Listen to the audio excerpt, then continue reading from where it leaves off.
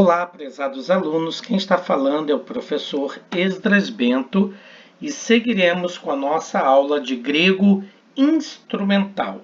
Lembrando sempre a nossa música, sempre de início. Coríntios Dio, 3 kaideca, 3 kaideca. Re haristu, Kyriou Iesu Christou, kai hagapetheu. Kai koinonia, hagiu pneumatus, metapanton rimon. Eu espero que na aula anterior, que foi um feriado, nós deixamos algumas questões para vocês observarem no site. Entre as questões apresentadas, nós colocamos um link com uma variedade de emissoras gregas que comunicam uma diversidade de músicas e informações, tudo em grego. Eu espero que você tenha se divertido bastante, tendo ouvido não apenas as músicas, tem músicas típicas da Grécia, tem estações com músicas clássicas, tinha também estações apenas de noticiários de política, outras estações só de noticiários de famosos, de turismo sobre a Grécia, e além de tudo, muita música típica da cultura grega. Eu espero que você tenha ouvido, gostado, lido os jornais que aparecem diretamente naqueles sites, porque tudo aquilo é um exercício para conhecermos diretamente o grego. E é sempre bom ouvir. Um dos primeiros passos para uma alfabetização correta do grego é saber ouvir bem e ouvir corretamente. Todo o processo de alfabetização inicia ouvindo corretamente as palavras, as frases, prestando atenção na notação de cada sílaba e observando a pronúncia de cada palavra. Esse é o primeiro princípio e ponto fundamental para se aprender a ler corretamente e ser alfabetizado no grego do Novo Testamento, que, como é sabido, falamos de grego do Novo Testamento apenas por uma reflexão teórica, porque nós sabemos que se trata, na verdade, do grego koiné, que representava o grego estabelecido por Alexandre o Grande desde as conquistas de Alexandre em 330 e vai cerca de 330 depois de Cristo, tendo um período de duração aproximado de 1000 anos. Então, esse grego ele ficou muito bem estabelecido em diversos textos, entre eles principalmente religiosos, que nos cabe diretamente ligado à teologia, a Septuaginta, como também o Novo Testamento e uma variedade de textos apócrifos, uma variedade de textos deuterocanônicos, uma variedade de textos pseudepígrafes, todos ligados diretamente ao grego koiné.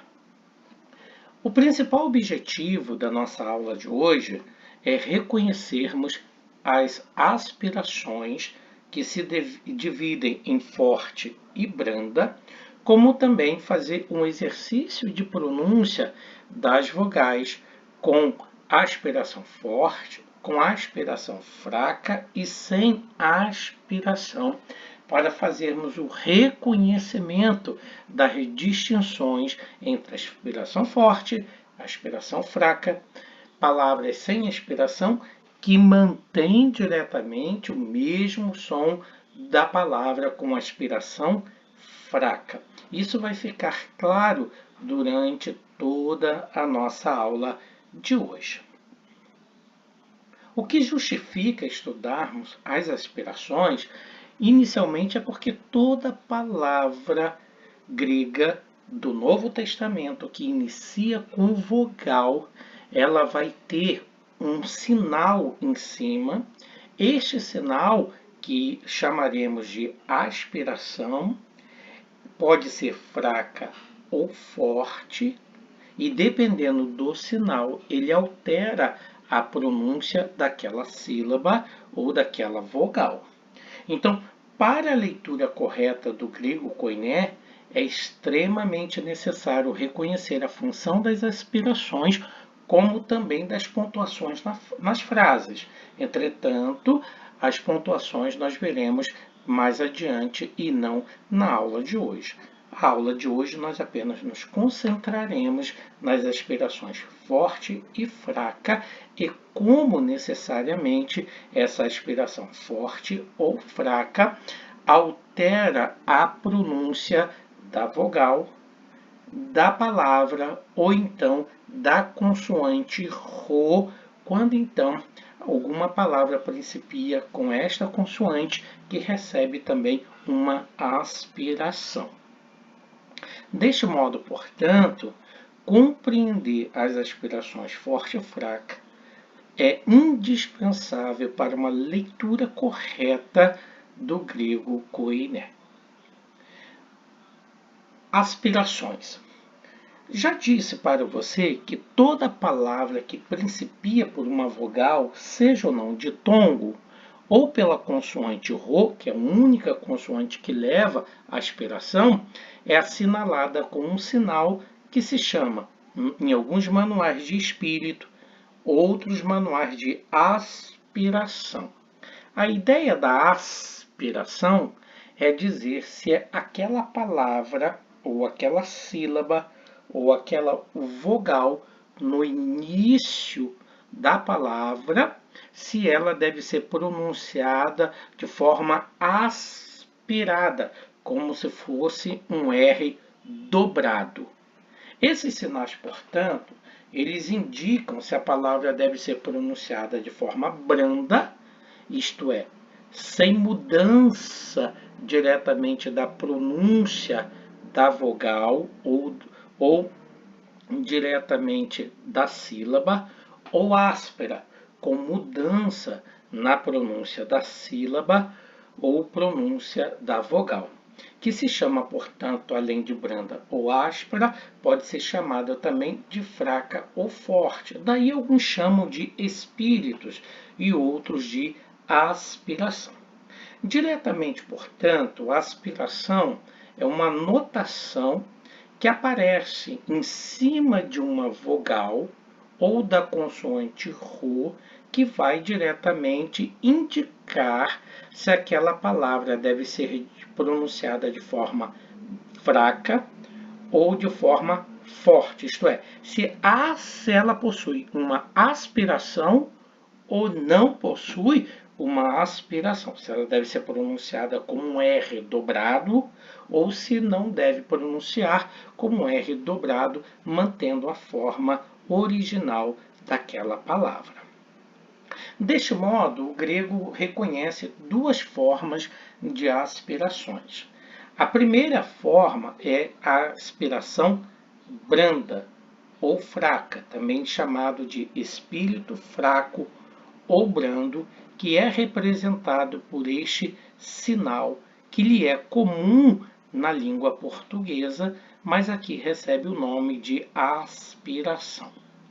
Quando a aspiração fraca, representada por este símbolo, aparece numa vogal ou no início de uma vogal, ela não exerce nenhuma influência na pronúncia e também não se translitera. Por isso é chamado de branda, porque não há nenhuma forma de mudança na pronúncia daquela palavra.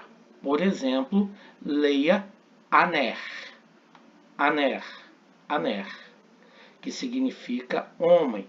Uma das palavras para homem dentro da língua grega. O grego tem andros e tem também antropos. Este aqui é a palavra aner, que é uma referência ao primogênito, principalmente referindo-se ao homem na sua robustez, ao homem dentro da sua virilidade.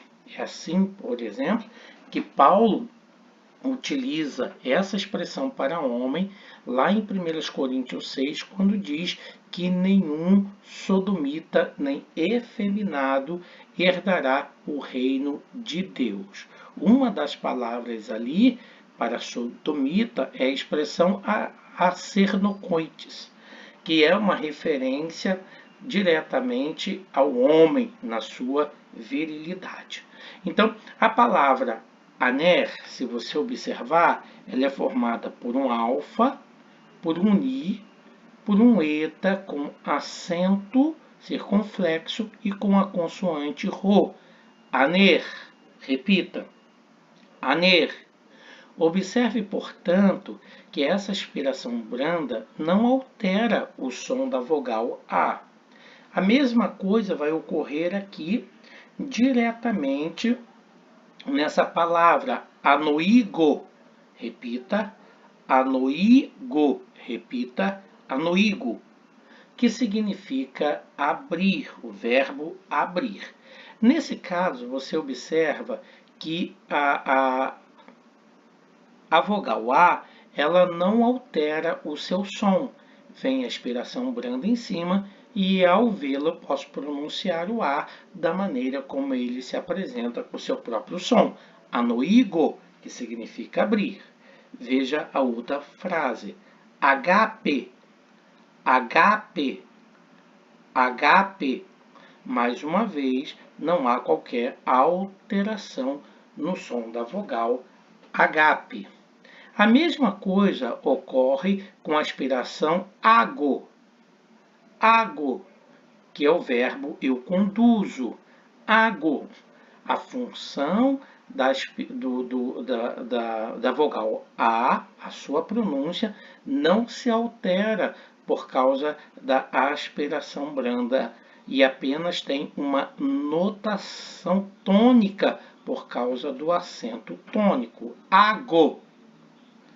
A mesma coisa ocorre com a vogal epsilon. Veja, portanto, que essa aspiração não altera. Aqui eu tenho o epsilon e o ni, que consequentemente corresponde à pronúncia m e significa, na verdade, em. Mais uma vez, a palavra idu, que é diretamente uma exclamação para veja.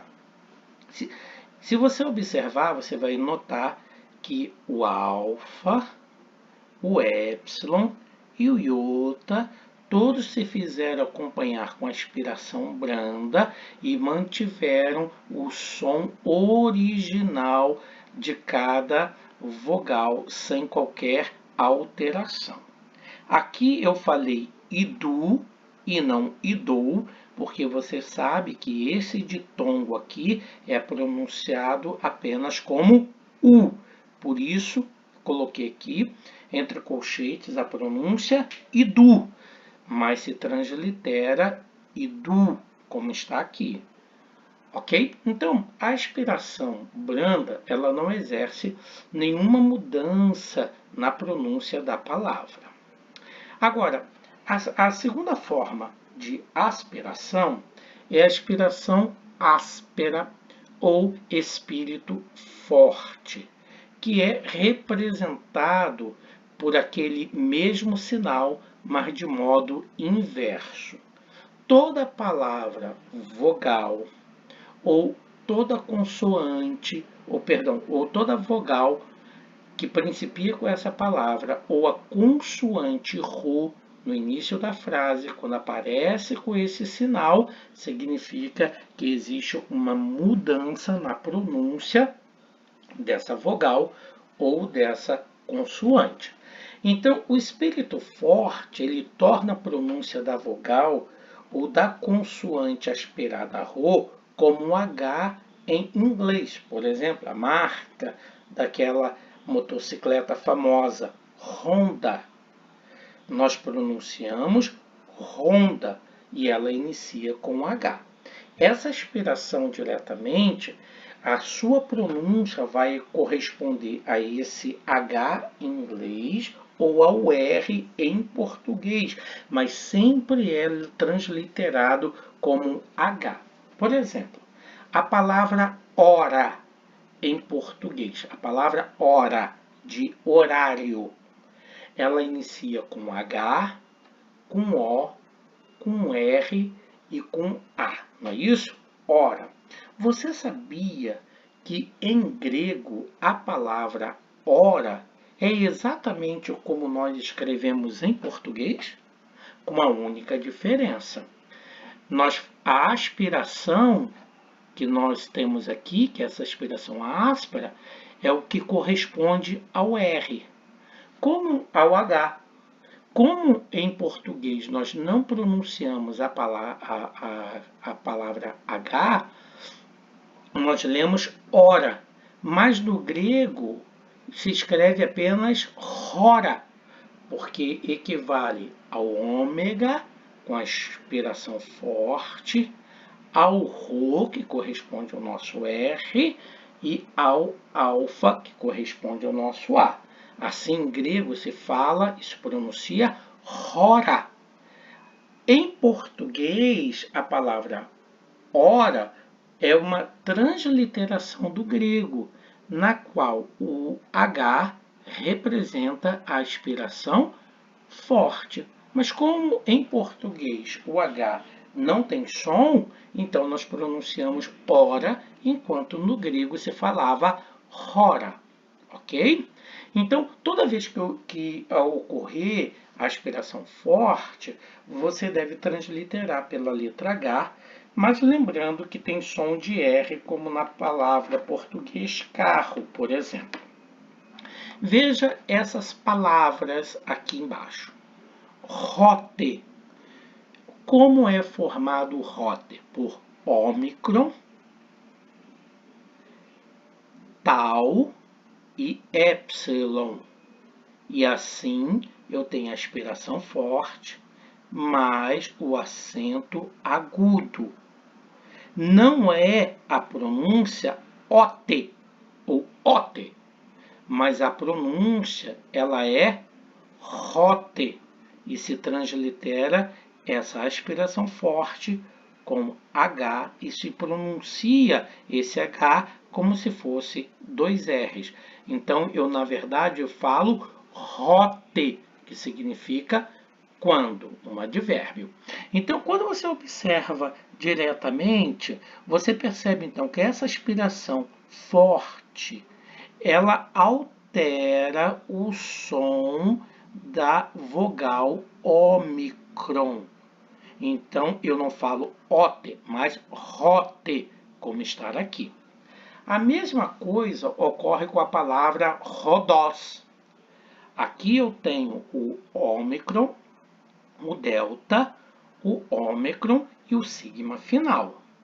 Você não pode ler odós, mas por causa da aspiração forte, você deve ler rodós, que significa caminho. Veja aqui como eu coloquei a pronúncia rodós, na qual a aspiração forte é representada pelo H, mas só que este H tem som semelhante ao H em inglês, como na palavra ronda, e portanto eu translitero como H, mas pronuncio como R. A mesma coisa você vai observar com a vogal da palavra ragazzo, ragazzo, ragazzo. Então, na qual o alfa, com aspiração forte, ele tem o som alterado. Em vez de ser agiazzo, por causa da aspiração, é pronunciado ragazzo, como está aqui no exemplo, ragazzo, que significa eu santifico. Então veja como essa aspiração forte altera diretamente a pronúncia. A mesma coisa vai ocorrer com epsilon, nesse caso desse exemplo, rex, na qual eu tenho o epsilon, que é vogal, e a consoante que si, com o acento agudo e mais aspiração forte ou áspera. A aspiração forte, você já sabe que corresponde em pronúncia aos nossos dois R's, mas que se translitera como H. E assim eu não leio exes, mas eu leio rexes, rexes, rexes.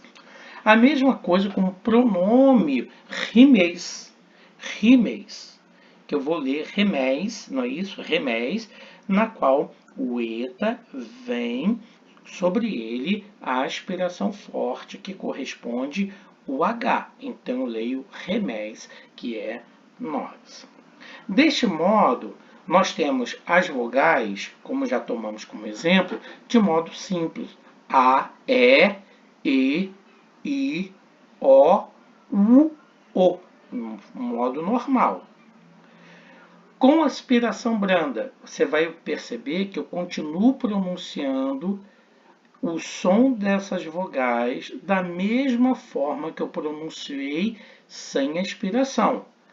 A, E, I, O, U, O. Como eu fiz aqui sem aspiração. A, E, I, O, U, O. Sem aspiração.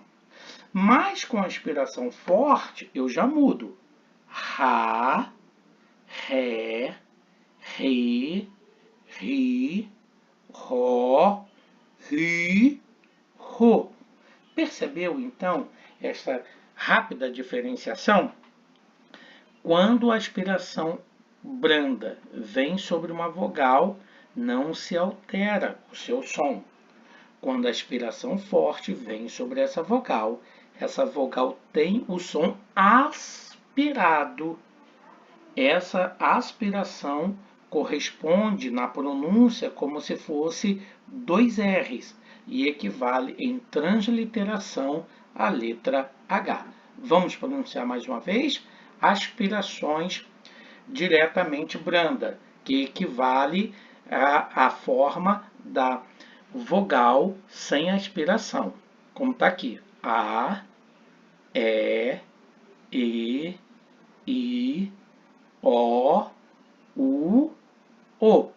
Essas aspirações aqui estão diretamente sobre essas vogais, não alterando o som, porque, na verdade, os artigos masculino e feminino e diretamente as palavras iniciadas por vogais sempre no início de uma frase ou de uma palavra, perdão, no início de uma frase ou no início diretamente de qualquer texto bíblico, iniciou com a palavra com uma vogal, vai ter aspiração forte ou fraca.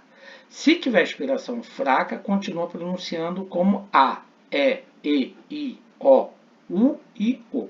Se vier com aspiração forte, Ra, Ré, Ri, Ri, Ró, Ru, Rô. Ok? Então, nesse caso, vamos ver mais um exemplo que eu acabei de dizer. Epsilon e eta, sem aspiração. Epsilon e eta com aspiração branda. E epsilon e eta com aspiração forte. Como você pronunciaria? Muito bem. E. E. Ré, Rê. Vamos tentar agora embaixo? Vamos lá. Tente.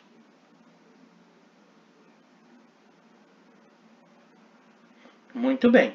O, O. O. Ró, Rô. Percebeu então?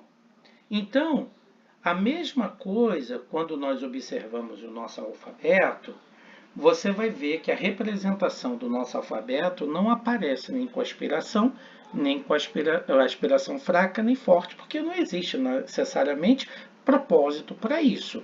Mas você já percebe diretamente que essa forma caligráfica do alfabeto que você já decorou não tem diretamente a aspiração. Somente então as consoantes, quando vem início de palavras, é que recebe aspiração.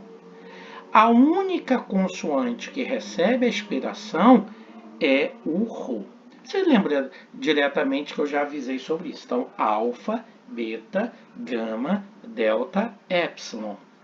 De zeta, eta, theta, iota, kappa, lambda, mi. Ni, psi, ômicron, pi, rho, sigma, tau, y, phi, ri, psi e ômega. Lembra da musiquinha? Alfa, beta, gama, delta, epsilon, zeta, eta, teta, iota, kappa, lambda, mi. Ni, psi, ômicron, pi, rho, sigma, tau, y, phi, ri, psi, ômega. Então vamos lá, um lembrete que nós devemos ter. A consoante Rho, que representa o nosso R, e nós já explicamos que você não pode confundir com a letra P. Quando for utilizada no início de uma palavra, sempre leva aspiração forte ou áspera. E nisso você deve lembrar que é a única consoante que leva aspiração ou espírito, e sempre é aspiração forte. Veja essa palavra, rema, rema, pronuncia-se rema, palavra. O que você observa? Que a aspiração está sobre o Rho, a aspiração corresponde a uma H. Na vogal, esse H vem na frente da vogal, mas quando for a consoante, vem após a consoante, posposto à consoante Rho. Assim, pronunciamos rema, mas veja para onde foi o H. Quando se trata, portanto, de vogal, o H aparece na frente. Quando se é a consoante Rho, o H vem logo depois, obrigatoriamente, da transliteração do R. E assim, rema, que é uma palavra.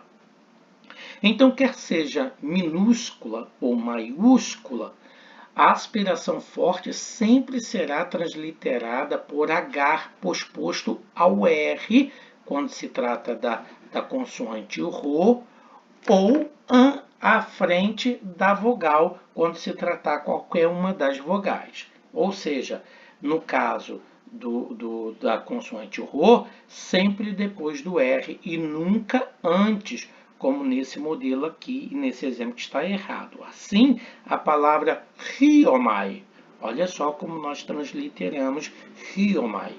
Nós colocamos o Rho, está representado pelo R, a aspiração forte pelo H e assim sucessivamente. Então, a vogal Y, seja minúsculo ou maiúscula, quando usada no início de uma palavra, também recebe aspiração forte, obrigatoriamente, como na palavra hymnos, que significa hino, ou ripakuo, que significa obedecer. Então, são palavras que é uma vogal que sempre vai apresentar-se com aspiração forte. Então, não devemos esquecer nada disso. Olha só, quando a palavra iniciar, portanto, com o ditongo, ela vai receber aspiração na segunda vogal. Você sabe que o ditongo é um encontro de duas vogais. Então, aqui eu tenho a palavra ruios. Ruios. Olha só como é que foi transliterada com H. Mas veja que a aspiração não veio sobre o Y, mas sobre o I. Porque toda palavra aqui inicia com o ditongo, a aspiração, como também a acentuação, sempre vai recair sobre a segunda consoante, sobre a segunda vogal, como na palavra ruios, que significa filho. Eurisco, ou melhor dizendo, heurisco, que significa eu acho, eu encontro, da palavra eureka, como se pronuncia em português, eureka, que vem, na verdade, do verbo heurisco, ou heurisco, eu encontro. Nesse caso, portanto, você deve observar, já que estamos tratando sobre isso, que a transliteração do Y obedece uma regra simples, mas muito importante. Eu já disse isso para você. Só estou relembrando. O Y, quando vem acompanhado de consoante sozinho, sempre vai se transliterar por Y, principalmente em ditongos. Deve ser transliterado por U, principalmente quando ele estiver acompanhado de consoante. Vamos lá. Já dei essa explicação para você anteriormente e estou agora repetindo o Y juntamente com vogal, que se torna, na verdade, um ditongo, como na palavra ruiós, ele sempre é transliterado como U. Mas quando então o Y não vier antecedido de vogal e não vier acompanhado de vogal, ele então tem que ser transliterado quando ele vier sozinho ou com consoante, como é o caso de hiperetes, ele deve ter, portanto, a notação de Y. Então, o Y sozinho, U. O Y com consoante, U. Mas o Y com consoante sempre deve ser transliterado como Y, na palavra hiperetes, que significa servo. Assim, vamos mais uma vez pronunciar o nosso texto fundamental para treinarmos a pronúncia e a prolação, observando diretamente aqui as palavras que aparecem ou que aparecem com aspiração forte e fraca. Por exemplo, a palavra am, que é uma preposição. Nota que como está o epsilon em maiúsculo, por uma questão diretamente didática e de espaço, a aspiração fraca não está sobre o epsilon, mas do lado. Mas isso quer dizer, entretanto, que o epsilon tem que ser pronunciado como é normal. Am. Veja a palavra arre.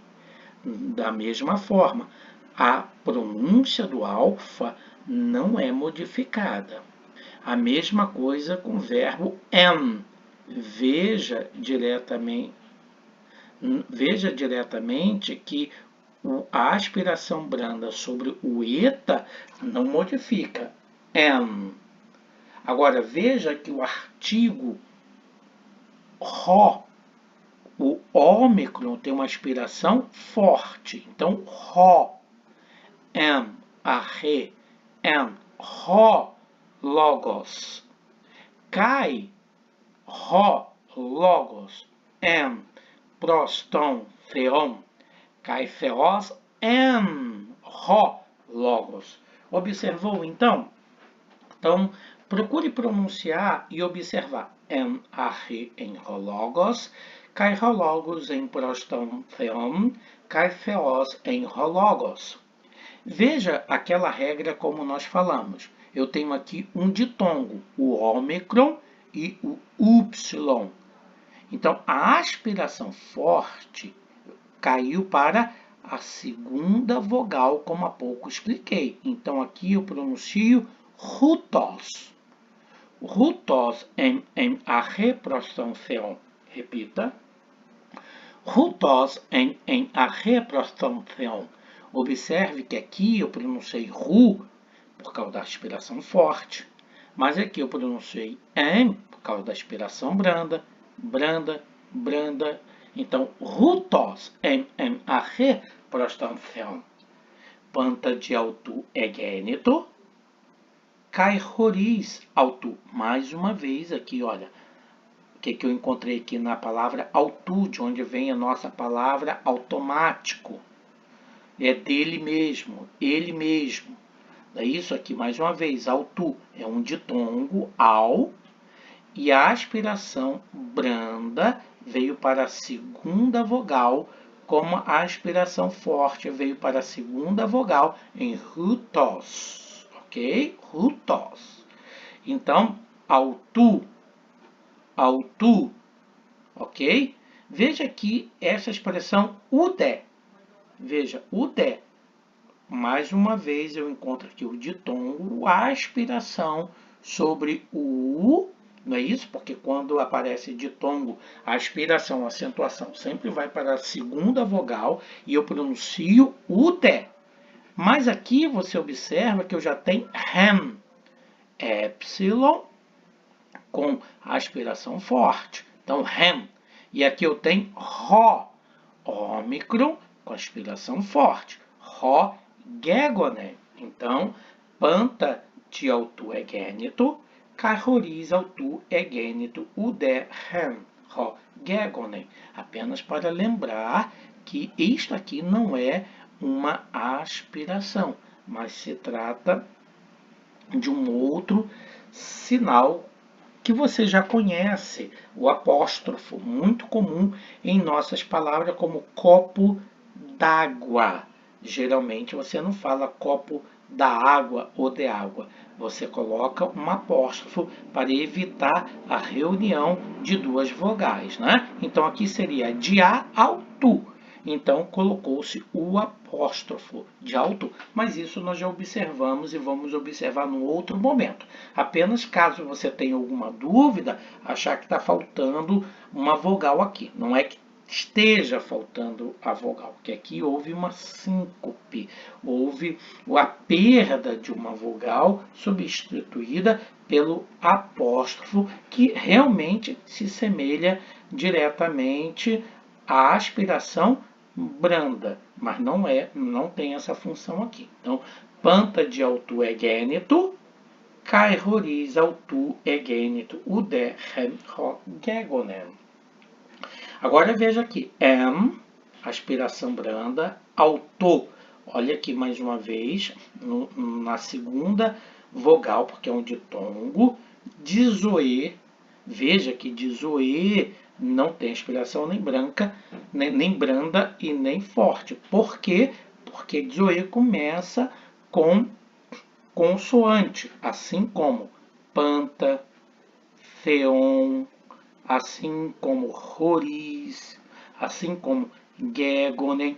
Então, a gente já sabe que a única consoante que recebe a aspiração forte é o ro, não é isso? Então, em autor zoe kai he zoe en tofuston antropon, kai tofus en te escotia fainen, kai he escotia autor u catelaben.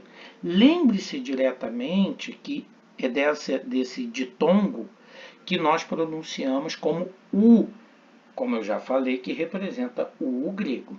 Quando esse ditongo vem sozinho, como estar aqui, a aspiração continua seguindo a mesma regra sobre a segunda vogal, porque se trata de um ditongo e a pronúncia é U, que é, na verdade, uma das palavras para não em grego, já que em grego tem pelo menos 3 palavras para não, entre elas u e uk.